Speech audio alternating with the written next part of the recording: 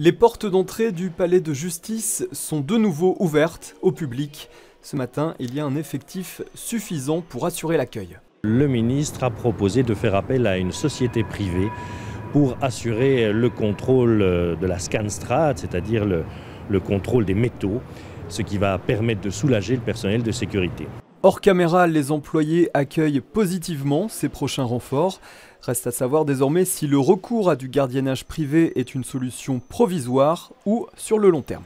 C'est une bonne nouvelle, nous n'allons pas nous plaindre de pouvoir fonctionner de façon normale, mais j'espère simplement que ce ne sera pas un emplâtre sur une jambe de bois et que, comme je le disais il y a un instant, ce n'est pas simplement une nouvelle fois du façadisme auquel on va être confronté. 3 entreprises de gardiennage sont en lice pour répondre à l'appel d'offres.